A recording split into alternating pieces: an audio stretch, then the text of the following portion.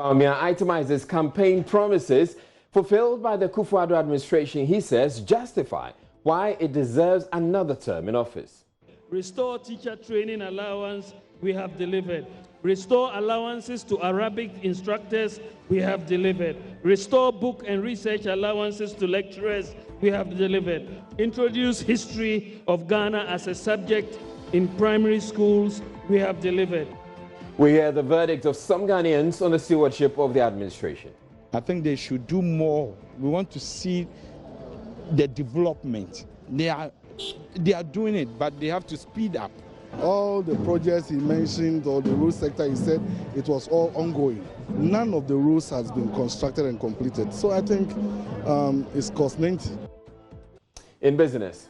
We hear from an economist on the vice president's claim the Akufo-Addo administration has arrested a fast depreciating cedi. Higher inflation relative to the currency you are dealing with, you will have higher depreciation. When your inflation lowers, you will have lower depreciation. And this is what we are seeing in this graph. In other news, the police is on a manhunt for 2 suspects wanted in connection with the gang rape of a 16-year-old JHS student. He accompanied the friend to the house on the way coming. He met those 3 guys, 2 motorbikes. So they asked her to go back and show them where the friend was staying. So they picked her with the motorbike. Chief Executive of defunct gold dealership Men's Gold hints of plans to withdraw case against aggrieved customers who were arrested and charged for picketing his Tresako residence last month. The customers, however, say they are unimpressed and insist that he pays their locked-up investments. Certified. When he is ready to settle things with us, he should tell us when he is coming to pay us our money, because he himself has brought us to court. It's not we who brought him to court. So if he is ready, he should come and tell us the time that he is ready to pay us our money. Simple. The Motor Traffic and Transport Department of the Ghana Police Service wants speed limiters to be installed on long-distance buses. As it emerges, more than 200 people died in road crashes in January alone. Their own interest, and it is geared towards protecting their investments so that they don't get involved in unnecessary road accidents as a result of unnecessary speeding. I'm Mr. Ryan. Joy News Prime comes to you live from the Joy News studio at Kokomlimle here in Accra with digital address GA099-2539, where we're celebrating 25 years of broadcasting excellence. Do stay tuned in.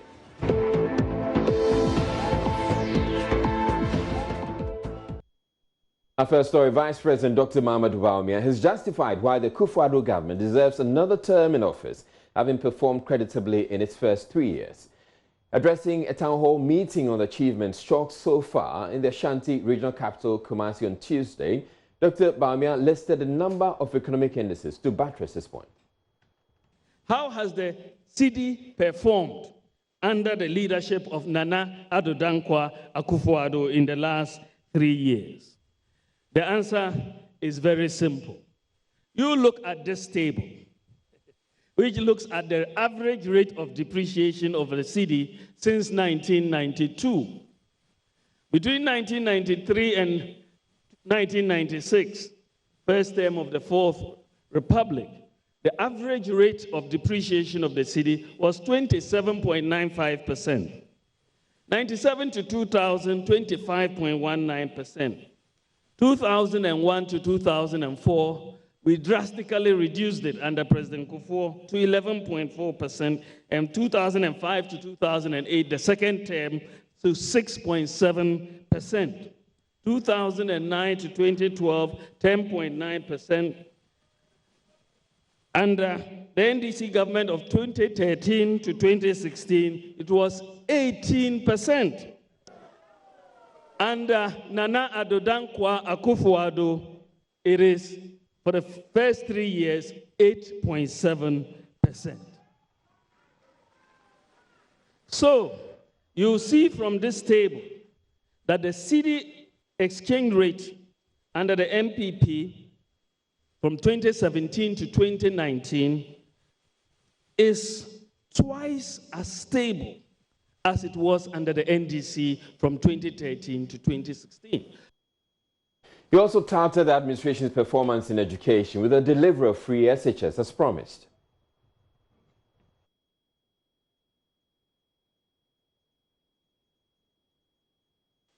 The question that we faced when we tried to implement this free SHS policy, the question that we faced was, if we don't have enough infrastructure, how can we tell whose child should stay at home and whose child should go to school? Who should stay at home? In response to this challenge, we introduced the innovative double-track system as a temporary solution to the problem while we construct new schools. The thinking here with the double-track system is very similar to how our churches have the first service and the second service and the third service with the same building. Because the church has been built, but the people are many. So all of them want to come and hear the word of God on Sunday. So should we say to people, Ayema Tinafie, or can we say, you come for first service, you come for second service, you come for third service, and all of you will hear the word of God? So this is our innovative solution and a temporary solution to a problem that we face. We'll say, okay, let's leverage our existing schools. Some people will come at one time, go home, and another set will come. We are not saying this is how it's going to be, but this is the temporary solution whilst we build more and more schools to do this. Dr. Bawumia said the administration altogether had fulfilled a significant number of the promises made to Ghanaians. We made 388 promises in our manifesto. The most recent validation exercise that we undertook at the end of January 2019 shows that we have either delivered or we are delivering on 78% of our promises. We have either delivered or we are delivering on 78% of our promises. Of course, this 78% is an aggregate figure. You can go to the sectoral breakdown, which we provide to show you what we are doing for each sector. He said there was no doubt the MPP had done better at managing the Ghanaian economy. We have outperformed the NDC in virtually every sphere of the economy. I mean every sphere. We have appropriately combined economic theory as taught in our textbooks with the collective experience of the economic management team and cabinet under the leadership of the President, Nana Addo Dankwa Akufo-Addo, in the management of the economy. Can you imagine, ladies and gentlemen, can you imagine an engineer, a doctor, a lawyer, or an accountant who, after qualifying, decides not to use what they learned in school? Say, forget about everything you learned in the textbooks when you are actually practicing. Can you imagine that? Unfortunately, if you don't take your time and read and understand your textbooks in a subject like economics, you will end up mismanaging the economy with a confirmed economic management techniques. I have no doubt that the NDC will come out and challenge what I have said here today. But when they come out, just ask them to bring contrary data. They shouldn't just talk. They should come with contrary data. All the achievement, Dr. Bawumia conceded the administration knows it could do a lot better. I would like to say that even though we have made a solid start, and it is a start, in our 3 years in office, we are not yet where we want Ghana to be. We have done a lot. We've established the Zongo Development Fund and all of that. Major things. But we are not yet where we want to be. We still have more to do. This year has been designated by the President as the year of roads, and the country will soon see evidence of this. Now, some Ghanaians who listened to the Vice President's delivery shared their thoughts on the claims. I have cited some of the projects that they are doing, especially from Tech Junction to Oferukrom. I have seen an improvement on that lane, and I have seen some of the construction going on at Dabain and Bosomtrin Road. I think they should do more. We want to see the development. They are doing it, but they have to speed up, because looking at what they did for those who live around Tech or Forukrom to Tech, the speed at which we get to office is okay now. Look, I think they have also found a way of meeting the public, try to at least also show them what they have done. But if you come to Ashanti region here, they have nothing to show off, because all the projects he mentioned or the road sector, he said it was all ongoing. None of the roads has been constructed and completed. So I think it's cost 90. The people of Ashanti region are very disappointed in this government. Before this town hall meeting, I knew the MPP government is doing well, but today I've been enlightened as to the various developmental projects that has been rolled on as far as this government is concerned. And like the various answers given, I know in Ashanti region they are doing well. For now, I can see a lot of road projects being initiated and some of them near completion.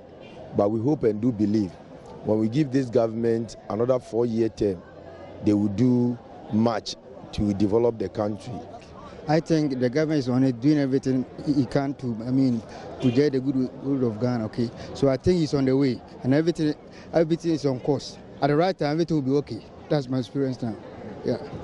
I feel happy to be here today because I've gotten the chance to be with the Vice President telling us about the developmental works they've done during the past years, and also how everything has gone, the things we have to know, and with the exhibition, we know the statistics and everything they've done accurately. And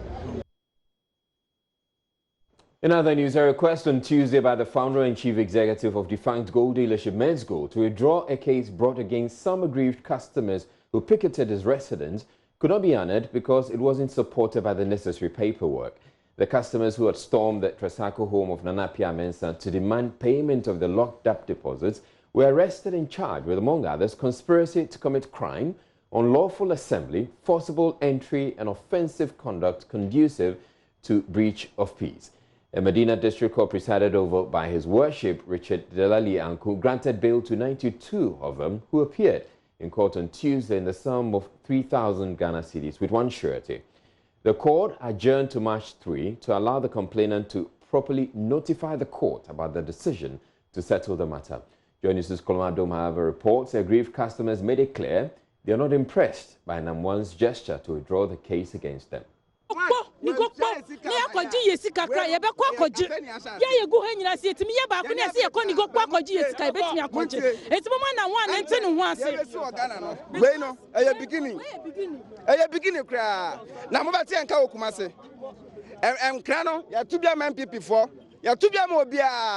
Especially in Nanado. Movati and Kumasi.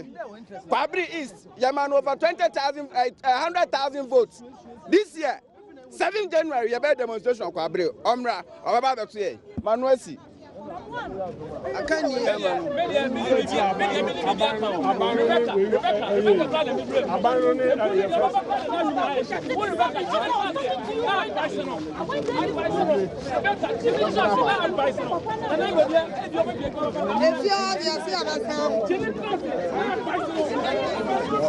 So the Medina District Court, presided over by His Worship Delali Anku, has just adjourned the case involving Richard Amankwa, the Republic of Ghana, and Richard Amankwa and 91 others who are aggrieved customers of Men's Gold, a bail in the sum of 3,000 cedis with one surety. He has also adjourned the case to the 3rd of March for the parties to come to the court and tell the court officially of their decision to deal with this particular matter out of court. Now, while in court, the proceedings, which was ongoing, the accused persons, led by their counsel, Atukwe Sam, mentioned to the court that there has been an agreement reached with the complainant to solve this or settle this matter out of court. And so the judge, Delali Anku, has just told them to provide an official notice of this particular decision to the court on March 3, and that was one of the bases on which the case was adjourned to March 3. But the customers, of course, as you can see, are visibly agitated. They are not exactly excited about the developments. Let me speak to one of their leaders. I spoke to you earlier. Yeah. Your expectation was that by the time the court session will be over, you'd have been set free. But here we have the case. It's been adjourned again. Yeah. In court, we heard the accused lawyer made the case that there's been an agreement reached between the customers and then the complainants to settle this matter out of court. But the judge didn't admit it because there was not an official notice. How does that make you feel? I think the judge was right. There should be an official notice so that it will notify the court that this is what they intend, we intend doing. So I think the court is right. So we will go, the leadership also will go and sit down with them, with the complainant, then we'll see how best we'll go about the whole thing. But hey, I mean, withdrawing those old charges and bringing another new charges, you know, and trying to kind of take off NAM1 out of this issue, that one, it won't work. That is what you heard. I think you heard what the lawyer, our lawyer said. So we are determined that no matter what, no matter the frustrations, no matter what, it's our money, our blood. So of course, yes, the court will be coming. We'll be doing everything possible, you know, to come to the court and do all that we have to do. But we'll still get our money, and it's our money. That is why we went there. So as I told you in the morning, that is what we are going to do. We need our money. When I get my money, I'm okay with it. I don't have any problem with him. No, the court, if not because of this case, I wouldn't have been to the court. I don't know court. But because of this case, I'm now in court. Yes. So I'm demanding for my money. My money is my blood. Okay, and you told me also earlier that you were going to march to the presidency. Is that still happening? Yes, we have to talk to our lawyers. The lawyers will give us advice as to what to do next. So that's what we are going to do now. So in just a jiffy, we'll know how the whole thing is going to go about. So we'll keep you informed. So we heard that one of the leadership of the aggrieved customers of Men's Gold, Evans FUG, just speaking to us after the court proceedings. But as you can hear and see from the background, the customers seem to be dissatisfied because all they're saying is that they want their money.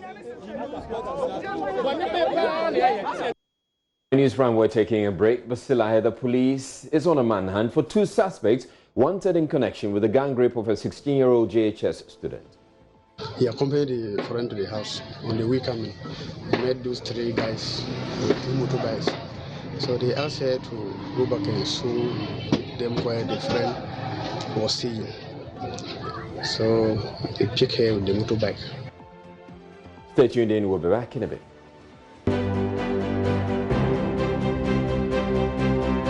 Mungodi yedamase. Oh, you are John. Adupe. Akbe. Yawo Mosuma. Barka. Yedawanase. Shidakble. Ahanya.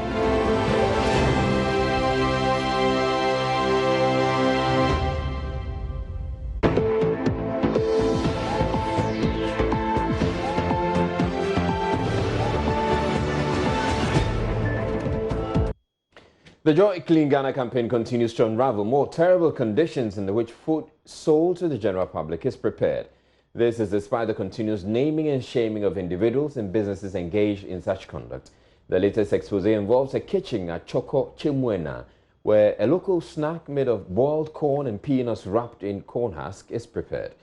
It's a kind of story that will make you think twice about the source of the food you buy from the streets. And Seven Fajradozi has the rest of the story.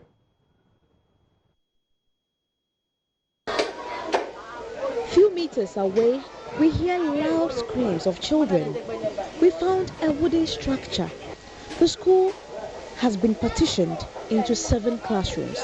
Here, over 100 students were housed from kindergarten to junior high school.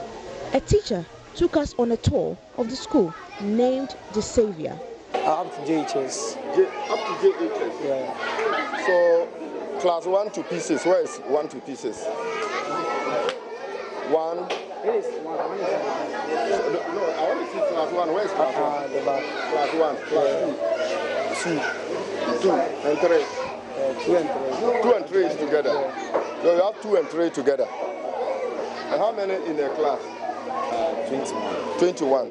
Class what and what? Class 2 and 3. The noise in the building was deafening, leaving Inspector Asitanga wondering how the teachers and students cope. Fan, no nothing. Ventilation very difficult. Look at how the place is warm. Is it hot or not? It is hot. Huh? Hot. And you put this, you pack this kit here. Look at they have their own fan. Where is it? So this one. This is their fan. So they are packed here, and this is their blackboard. Look at the lighting here. See how it's very dark. Yes. Have you seen how it's dark? Hello. Quiet. You see how the place is dark? You are indirectly, visually causing harm to their eyes, their visibility. Are you aware? Because their eyes are not yet strong. To be forced to read the blackboard, looking at the dark nature of the classroom. Is it not true? And then there is no ventilation, the place is hot, and they are crowded here. If we take action against you people to close the school until you improve on it and you continue your educational issue here, are we wrong? When we entered the kindergarten, we found their teacher sweating profusely. The temperature was not conducive for learning. This is what class? KG what? KG1. Look at how you are sweating. Are you not sweating? Why are you sweating? Shouting. I mean, why are you sweating? Why am I sweating? We danced. I was teaching them how to dance. How to sing rhymes. So that's why you are sweating? Yes, I was jumping with them. You were jumping with them? Yes. That is not because the place, there is no ventilation. No, there is ventilation. Yes, we have. The team was thrown into a state of shock when we were taken to their washroom. All the over 100 pupils in this school use these 2 chamber pots as a place of convenience. And this is where they use as place of convenience. As their place of convenience. The teachers know why. Oh my God. They've run away. Because their boss is not there. So okay. So this you can imagine this is the washroom for the school. And look at how overcrowded the school is with their numbers. That they have to run shift on this particular system here. So see how they are exposing the school kids to diseases. Okay. So this is one of the serious concerns of the Public Health Department of AMA. Because the private schools, all that are running here, they run the private school at their own interest and just to maximize and economize the system to make profit without taking the welfare of the people into consideration. At this point, Madam Florence Kuchi had no choice than to issue the school with a notice and 24 hours to appear before the AMA. It is within 24 hours to report to the office. We want to know if this school that he is operating is recognized by Ghana Education Service, or it is being recognized by the Social Welfare Department. So when she comes tomorrow, just like the other school, this is what we are going to do. And then the necessary actions will be taken through. We've seen that the school doesn't have any basic sanitary facility. Everybody does anything anyhow. Ventilation is very poor. You are using one single room and you've divided it into 6. How can the children learn? This class is talking, the other class is talking. It is very bad. As we walked along the dirty Chemu Lagoon, our attention was drawn to a group of women molding corn and granite, a local delicacy. Antino, your friend Joseph, Pacho, your friend. Inspector Satanga was alarmed. after questioning them.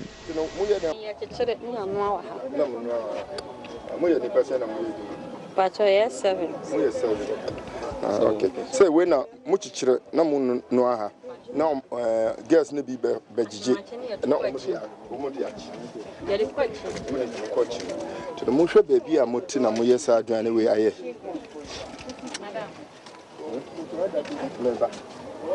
This thing a cover. Anyway no. Mami. Say kati enani.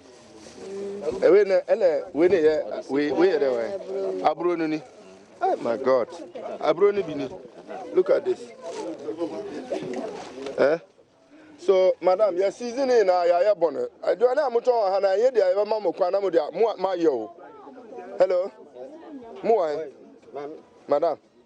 We now already know. Baby, I'm yen and fat. I will your aim make quite sucra, say Montana Muyasa at January. What? Until you save your mamma, your best easy why. The women pleaded for their words not to be taken away, but Inspector Sitanga requested them to produce health cards, but they also did not have. Not even one. Move away. Mammy, sure. Move now, when away. Why? Sure. When away. Sister, no way. Oh, now, more baby. Man, yeah.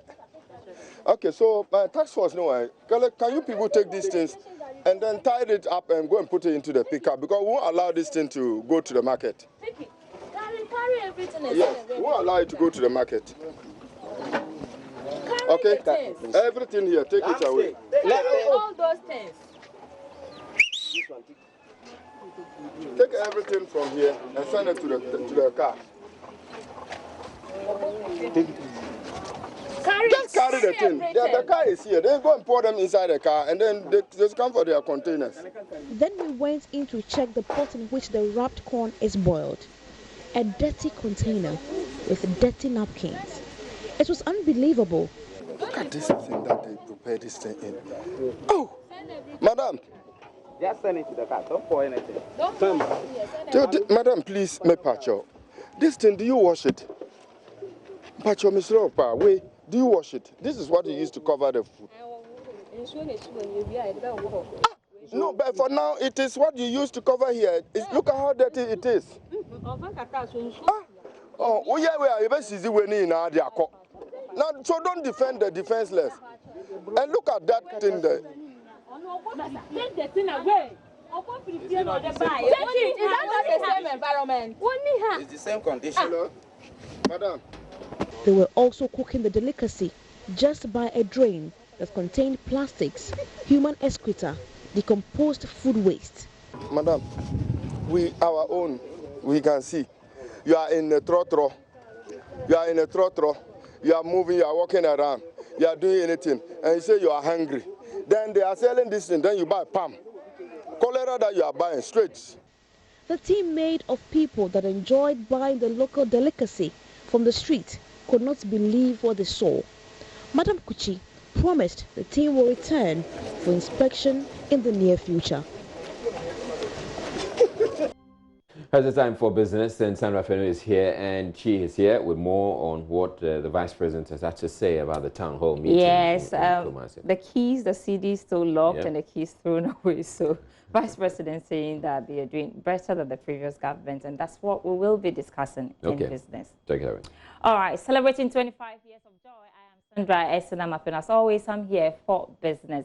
Vice President Dr. Mahamudu Bawumia says the CD within the last 3 years has witnessed a relatively slow rate of depreciation from over 18% to 8.7%. According to the Vice President, it is twice as stable under the current administration as compared to the previous administration. He was speaking at a town hall meeting and results fair in Kumasi. The exchange rate is simply the price of one currency relative to other currencies. So the CD to the dollar. At the basic level, it is influenced by factors such as the relative demand and supply for foreign currency. It is a price, just like the price of any good or service. How much of one currency does one need to give up to get the unit of another currency? And generally, it reflects the purchasing power of one currency relative to another. Countries have a choice between two basic types of exchange rate regimes. You can have a fixed exchange rate regime, which is one which is administratively fixed by the government or the monetary authority, with fiscal and monetary policy deployed to maintain the fixed exchange rate regime. So the CFA countries, for example, operate a fixed exchange rate regime. In practice, countries will devalue or revalue their currencies in line with their fundamentals. The other type of exchange rate regime is the floating exchange rate regime, where the exchange rate is determined by the forces of demand and supply. Ghana operates a floating regime or a managed floating regime, and for that reason, in Ghana, we can or should never expect that the exchange rate will be fixed. We are not operating a fixed exchange rate regime in Ghana. It will fluctuate depending on the demand and supply. What policymakers can do is to try to control the rate of depreciation or appreciation of the currency through sound policies. In the context of a floating exchange rate regime, therefore, arresting the depreciation of a currency can only mean slowing down the rate of depreciation or stopping the rapid and volatile depreciation of the currency. Now, the Vice President also added, for the first time in 20 years, Ghana's economy has witnessed an unprecedented trade surplus for 3 years consecutively. He noted the improvement in trade surplus has enhanced the country's total international reserves as well as the net international reserves. The results of the fiscal consolidation are evident, and the data shows that significant progress has been made to restore macroeconomic stability and economic growth. The growing confidence in the macroeconomy owes a lot to the prudent management of our public finances and monetary affairs over the last 3 years. To underpin fiscal discipline going forward, Ghana has, for the first time in history, passed into law a Fiscal Responsibility Act that limits the fiscal deficit in any year to a maximum of 5% of GDP and requires a positive primary balance to ensure debt sustainability. In addition to a Fiscal Responsibility Act, we established a Fiscal Council to provide oversight and advice on the implementation of fiscal policy. Let's say more on the Vice President's comment, and joining me via Skype is economist John Gachi. Thank you so much for your time, sir. You heard the Vice President there, but can we also argue that during the previous administration we had issues with the cedi because of external factors? For instance, there was reduction in prices of commodities on the international market, and now things have slightly changed because, for example, we have new oil discovery. So automatically some will say that the cedi will perform better than previous years. Is this purely government intervention, or is the external factors that played in the past that is actually working in their favor? Well, I think you need to consider external and domestic factors. When it comes to the past 3 years, we do know some of the external factors that actually militated against the performance of the currency, especially in 2016, were not present from 2017 up to date. The effect of the doomsday that we had in 2015 is not present between 2017 and 2019.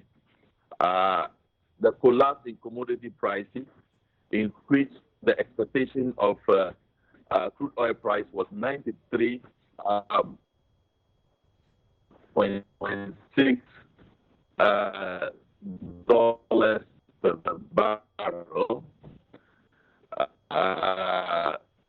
That we reduced drastically to around $40 per barrel. Was not present in by 2017 to 2019. You realize that the currency, the depreciation keep on going up. For example, the first when you look at 2017, the depreciation keep worsening under the current government between 2017 and 2019. So I think those are the things we need to factor in the discussion. So we shouldn't discuss as if the environment within which the currency is managed this time is the same environment that the currency was managed in previous times. Your line, but if you can hear me on the issue of the trade surplus, for instance, if you look at our commodities that we export, which one do you think is the most exported, and if that is bringing in more, and if actually that can be sustained? Well, I think in recent time, all the commodities have resumed. In 2015, we know that some of the gold mining companies closed down. In recent time, they have come on board. And somehow accommodated within expectation. So I think that largely our trade surplus that we're talking about is driven by natural resource exports and commodities in general. Our value addition has not been any significant in terms of the past records. But I think if we are discussing the trade surplus, we also do know that in the past 3 years, imports have been controlled because of difficulties in the economy. In fact, in 2019 alone, the reduction in imports alone was above, $1 billion. So when you have such a situation, definitely you need to have a good balance between export and import. It is not because of drastic export drive within the country and productivity that resulted in that. So we will need to work on our productivity, value addition, and enhance export drive to achieve expectations. All right, we have to leave it there. The feed is not too good. Thanks so much, John Gachi. He's an economist, Professor John Gachi. Thanks so much for watching. My name is Sandra Esenamatonaba.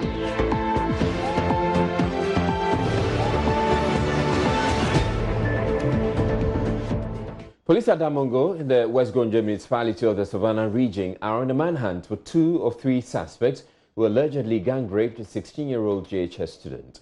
The incident is said to have happened 2 weeks ago in an abandoned construction depot around the Damongo Nurses Training College. One of the suspects was arrested shortly after the victim reported the case, but the 2, Nyankpari Hadi, an ex-convict, and Malik, 31, are believed to have absconded. There's more in this report. Ibrahim Zakaria was arrested by Nyankpari Hadi, and Malik managed to escape. The outgoing West Gonja Municipal Police Commander, Chief Superintendent Charles Konsono, who confirmed the incident to Joy News, said a complaint was lodged at the station against the 3 suspects for allegedly gang raping the girl. He said the victim was issued with a police medical form for examination, and Ibrahim Zakaria was subsequently arrested. Ibrahim Zakaria was put before a Tamale Circuit Court and charged with rape, and has since been remanded into police custody to reappear on February 14, 2020. Chief Superintendent Charles Kosono vowed the other 2 suspects will be flushed out from their hideouts. The victim, who could hardly speak audibly, narrated the incident. Joy News caught up with the victim's father, Musa Seidu, and this was what he had to say. Yesterday, the friend came here, so he accompanied the friend to the house. On the way coming, he met those 3 guys, 2 motorbikes. So they asked her to go back and sew them where the friend was seeing. So they pick her with the motorbike and they didn't go straight to the place. I think they force her and then just take her straight to Tamale Road, where there's some pata there. And that place they sell her. And the three of them all go repair. So when they brought her back and they threw him outside here. Isaac Nunez report for Joy News. More than 200 people died in accidents on Ghana's roads in January this year. That's 10% more fatalities than what was recorded same time last year. A lot of the deaths have been blamed on excessive speeding by drivers.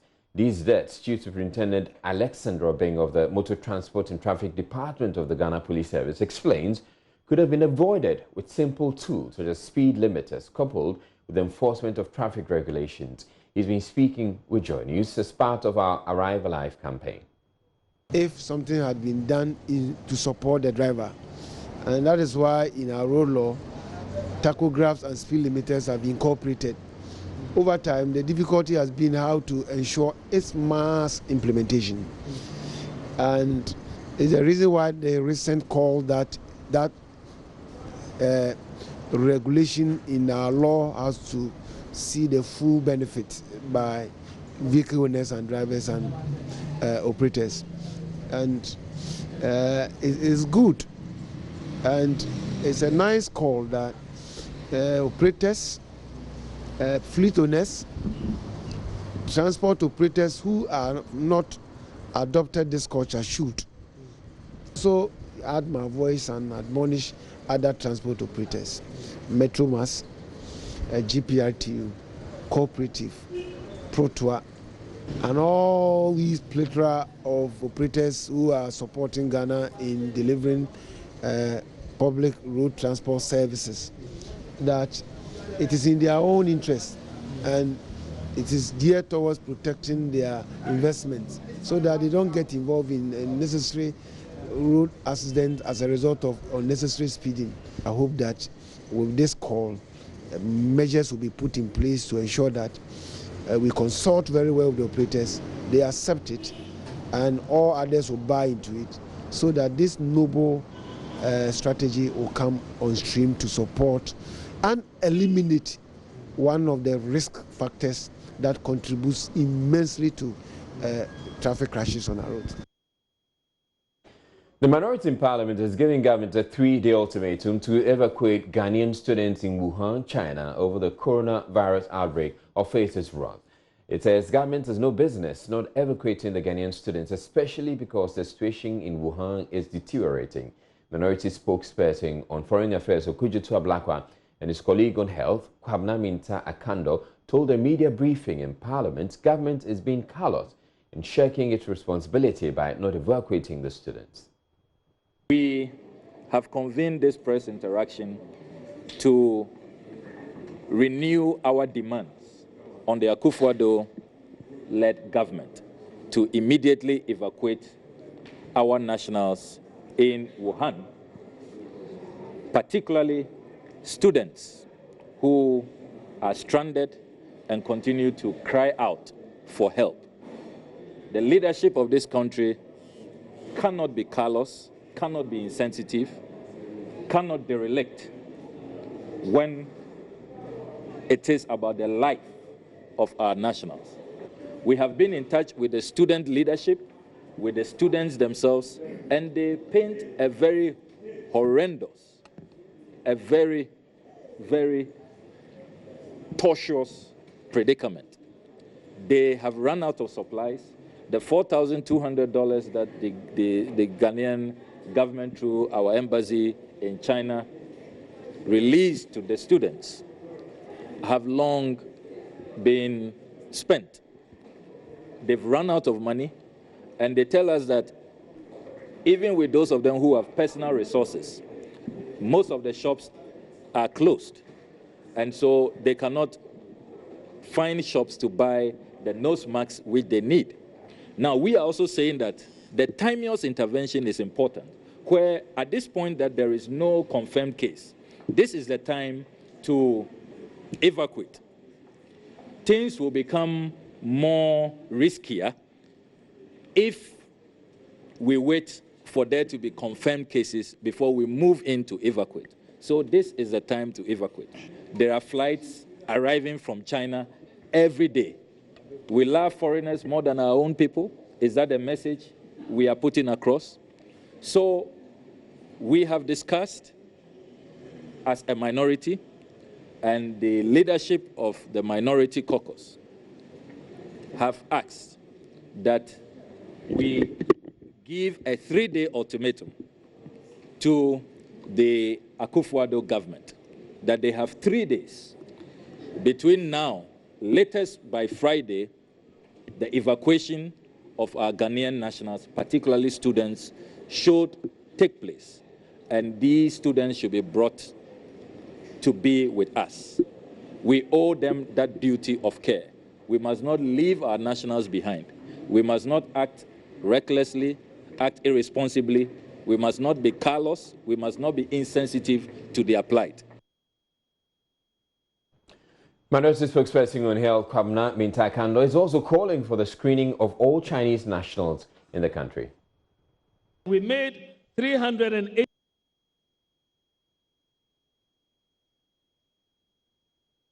All Chinese in this country must report to their respective regional capitals for screening.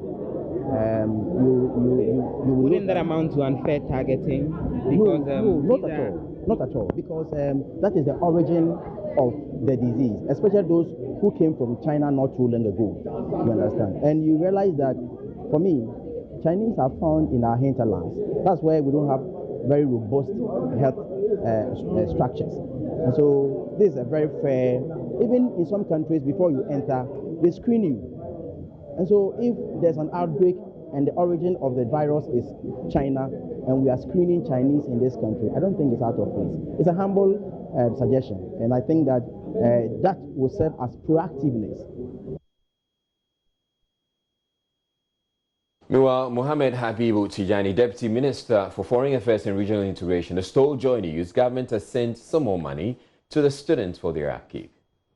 The ministry, for the meantime, has released $150,000 to the in China, and then the Ministry of Finance is we are working very closely with the Ministry of Finance to release an additional $100,000 to the mission, so that the mission will liaise with the right authorities to cushion the difficulties the students are going through.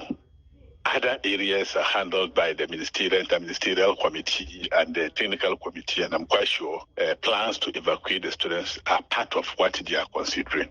I may not be able to speak on it because I am not a member of the committee, but what the Ministry of Foreign Affairs is doing currently is to ensure that the essentials are supplied, available monies are made to the embassies so that they will arrange to get the students their feeding.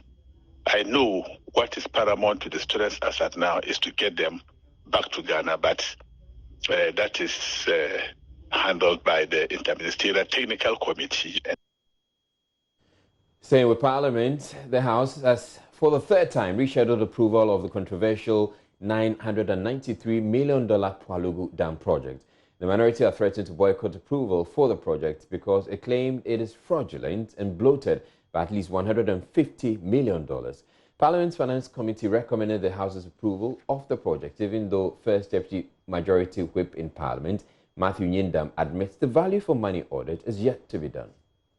In the office of the President letter, this is worth noting. There is a paragraph which reads, the Pualugu Multipurpose Dam and Irrigation Project will be funded through the budget in 2020. If it's budget, then we demand, where is the financing agreement? Budget is not a financing agreement, and it cannot be a financing agreement. And therefore, you brought a document earlier and said loan agreement. I'm pointing out your contradictions, that they must take it seriously. If there's a financing agreement, lay it and bring it. If it is budget, say so. But 2020 budget, you can't go and correct anything in it. If it was not in it, it was not in it. So, Pualugu, let the committees work. The Speaker did a referral, and they informed me that they are yet to meet Indeed, they are saying that they will meet tomorrow, which then will mean that the earliest time they could submit their report to us will be perhaps Thursday or Friday. I think it's important that the two committees engage themselves on the contract agreement in respect of the facility. The Speaker, at the last leg, when he started debating, I will resist the temptation to debate him. I thought they had said that they had not seen the document, they needed time to study it. However, they jumped the cut and went and organized a press conference to say that the facility is too expensive, even though they said that they had not even seen the contract agreement. However, they arrived at that conclusion, only they can tell.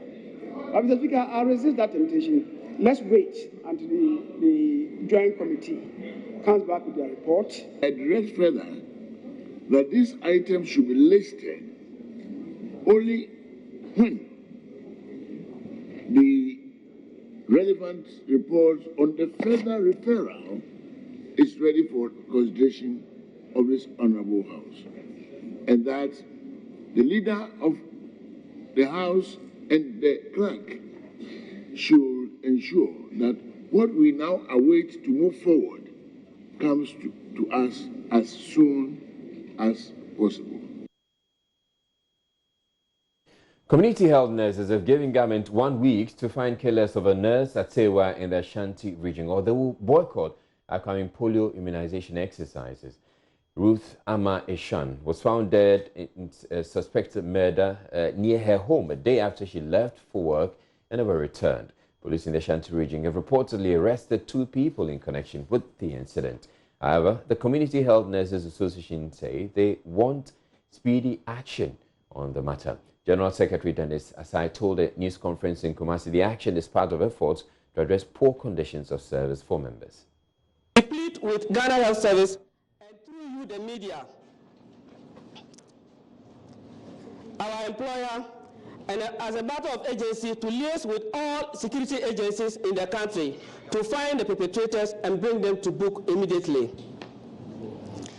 The Community Health Nurses Association Ghana shall not hesitate to embark on a series of activities that will lead to the destabilization of the provision of health services in the country.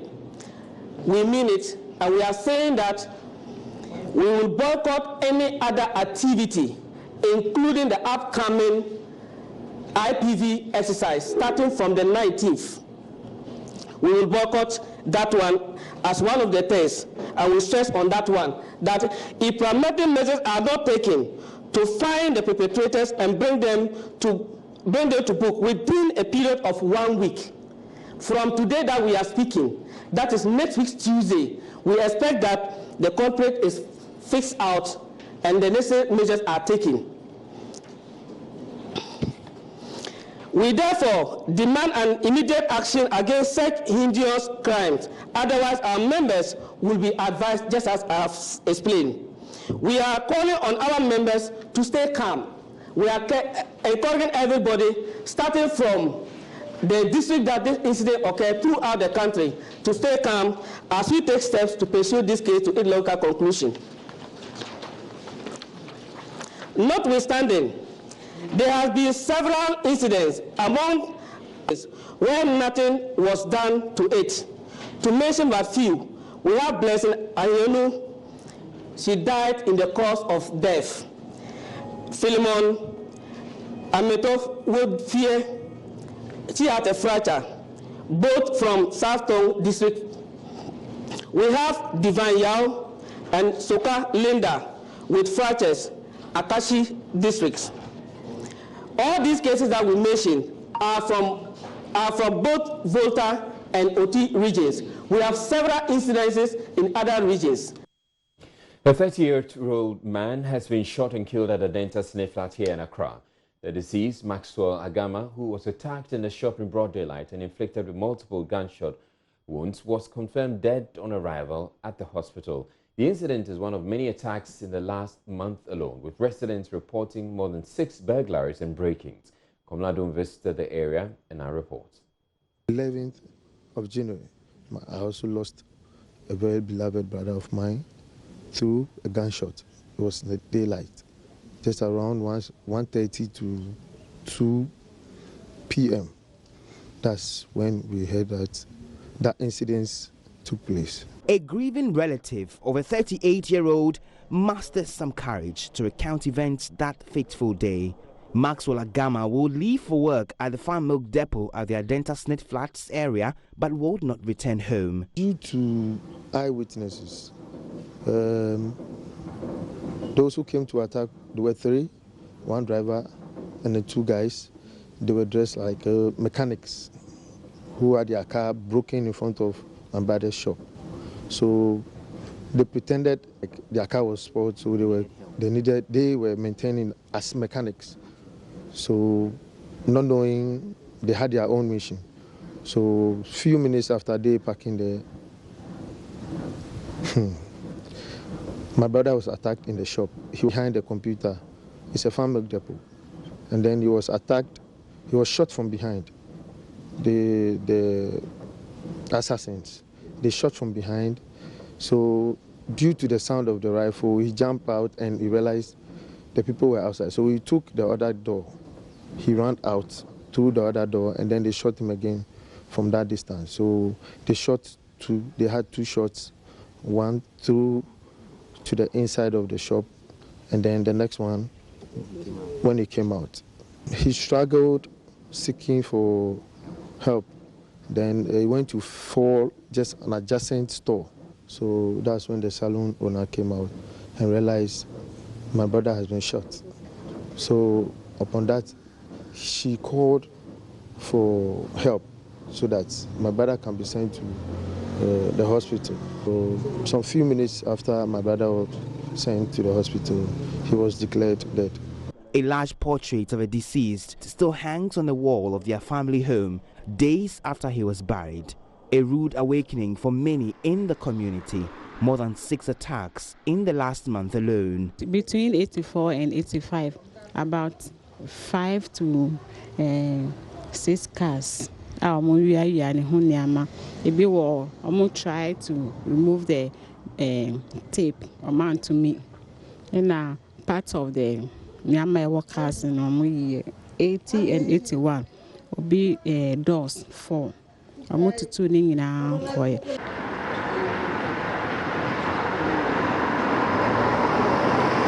At the scene of last month's shooting incident, however, what is left is a shattered glass door and bullet holes.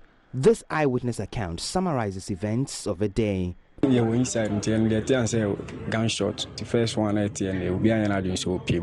indoors that day watching football, and then we heard the first gunshot. We only moved out after we heard another gunshot. By the time we came out, the vehicle had sped off, only for us to find our brother struggling and crying for help. We carried him inside the car and then called hospital. The shop remains shut as investigators continue their probe. But relatives of a 38-year-old have one plea. Now, we just want to understand why he was attacked and then the motive behind his attack. We are only praying that the police will be able to get some culprits, those who came to do that operation. Now we are confused, we don't know what to do, no closure, and nothing. So we are just praying that now the police is handling the case, they will do their job diligently, and then they will come out with something to at least for the family to be able to know that our brother died out of this. Then we know how to put our security issues around us.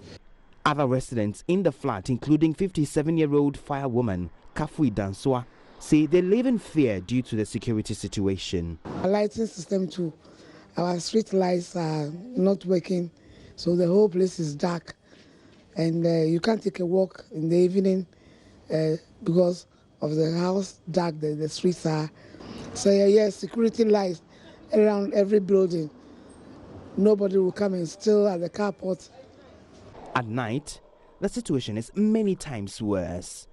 So it's past 8 p.m. and on one of the stretches here in the Snit flat, and pitch darkness most parts of the flats, and as you can see, even vehicles moving will have to use your headlights, to be able to navigate the route all the way to the end. And I'm told many of the lanes and stretches here in the flats have a similar problem. Several street lights are not functioning, and this has persisted for many years. Let me speak to someone who lives here and knows the situation better to tell us about this. This lighting problem has been so bad.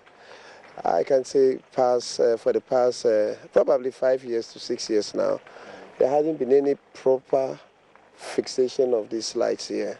There has been theft, so many. Armed robbery. If you look to my left here, this very stretch that leads to the park, there's a field, the community field, just around here. Most of the ladies who walk around this path are really scared. They can virtually use these roads anymore because they have robbers who hides in the bushes there and then attacks them and take their belongings. So it's been very bad. I think we should do something really about it. People wake up at dawn to go to work and they are attacked. Their wallets, their bags are taken away from them. So even when you're getting back from work and it's after 8, you're scared to pass through certain places. People now just have to get into their homes like chickens. When they are around, after 6, you should get inside, or anything can happen. I fear for my life sometimes, and that is why when I go out and I'm coming back, I walk in a zigzag manner. I have to walk and be entering the flats as though this is my house, this is not my house. So to check who is following me and who is not following me. Most of the street lights are not working. Not even working per se, but we don't even have street lights here. So it's very scary to walk at night and even at dawn. And then usually at dawn, thieves do come here. You break people's cars, they snatch people's bags from them, they even beat them to the extent that it becomes serious. So it's very bad here, actually. It's very bad, yeah. What do you want to see done? They should come and do something about it. Definitely they have assemblymen, MCs and those people, so they should come and do something about it. It's very bad. You come here, you always need somebody to work with, to go.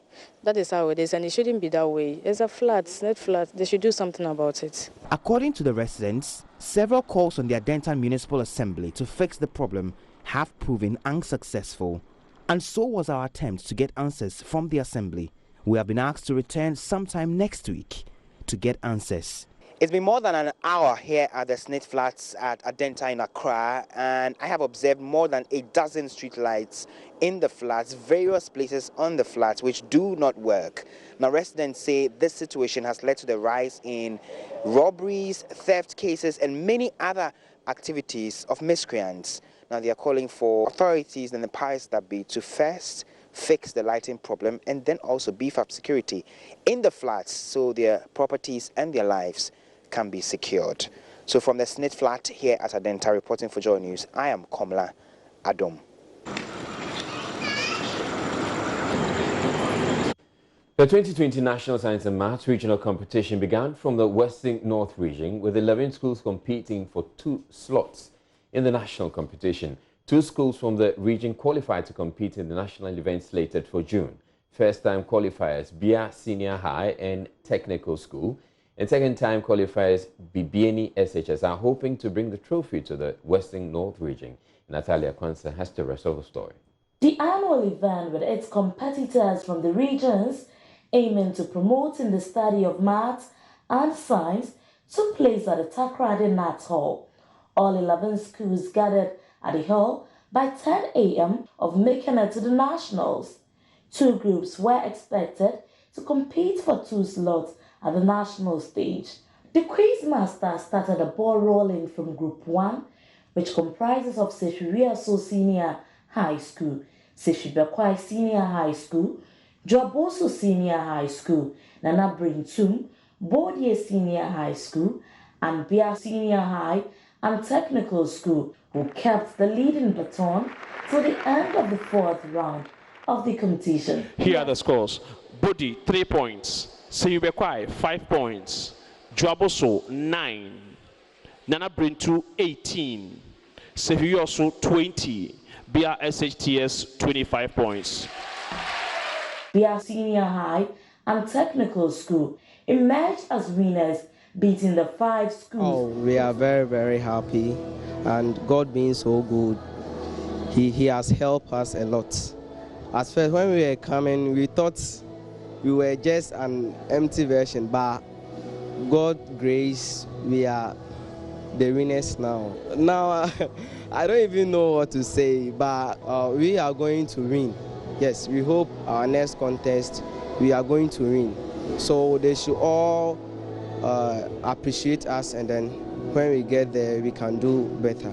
Ishmael Ataseidu, a teacher at Bia Senior High School, believes the students are going to lift the flag of the Western North tall during the national competition. The preparation we had towards this regional competition, I think we are going to intense that, because once we are going to the national, there is going to be more competition, and as expected, we also have to prepare. If we need to go far or if we win the ultimate, then we have to prepare. The second group, Nsara Senior High School, Asawianso Senior High School, Seshiriaso Senior High and Technical School, and Bibiani Senior High School also took their turn of the competition. The winner, just like the first group, was easily identified by their aptness in answering all the questions right from the first round.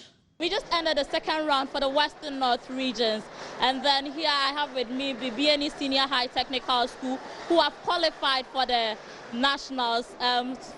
According to them, this is the second time they are qualifying for the nationals. So how do you feel about winning the competition?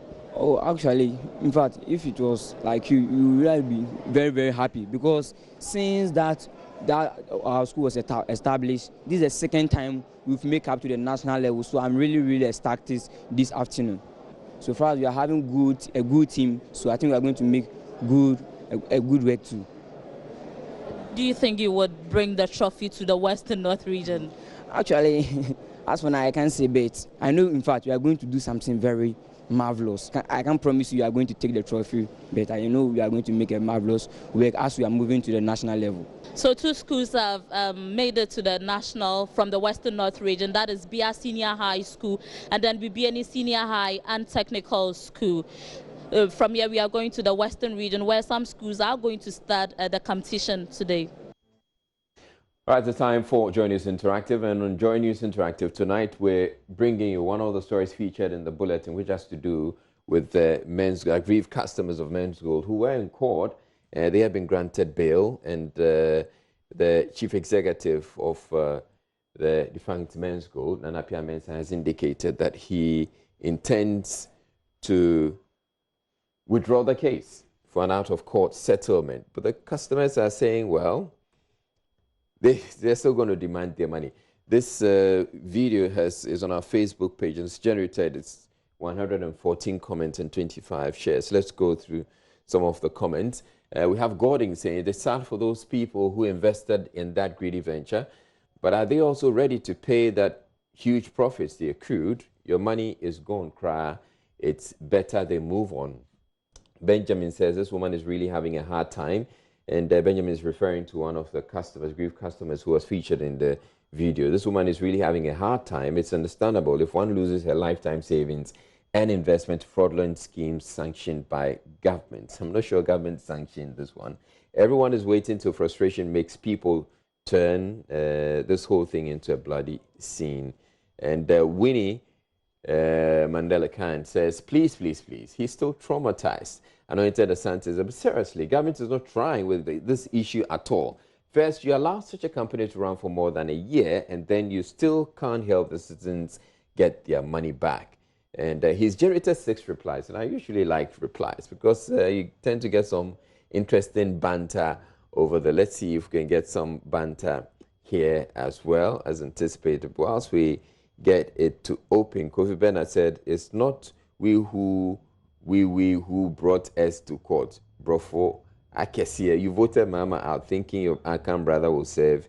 You better see your lives now. So sad. Okay, the comments are not dropping, or the replies are not dropping. Honorata says, Sadly, some people somewhere are ignoring the signs of being scammed and enjoying huge benefits. They will enjoy till disaster strikes. DKM Extra should have been bitter lessons, but well, Joseph Hagan says your greed brought you thus far. Erico says, now people are ready to die for their money. It will be very painful. Bafo Techidako says he's bankrupt. He scammed you people to enrich himself. And Desire Samuel says, one MPP guy said the men's gold customers are NDC members. Law. I'm not going to read that bit of it. Let's see if we have the replies dropping. Okay, the replies are still not dropping. Let's move on. We have Lady Diana says, you are the same people who shouted that the government should leave him alone and that he will pay you. So what else are you looking for? And Jemine Kwejo says, the system is not working. Please, Ghanaians, stop voting for MPP and NDC. Bring another party in power. Lincoln says, they cautioned you guys, but you wouldn't listen. And Mike says, really feel sad for those who lost their lives. Boating says, Madam, forget it. Okay, take a bow and hustle for good. God will provide. DKM customers got that. And the final comment, Irama says, I remember Safeway. Eshemi who cool 2 Ghana cedis 6 years ago. And na sa papa. Okay, I don't quite get it. But those are some of your comments on the video we posted on the Men's Good Customers issue. And that'll be it for the bulletin. Up next, we have Evans Mesa coming through with PM Express 2. Stay tuned in. I'm Israel. Thank you very much for watching. Have a good night.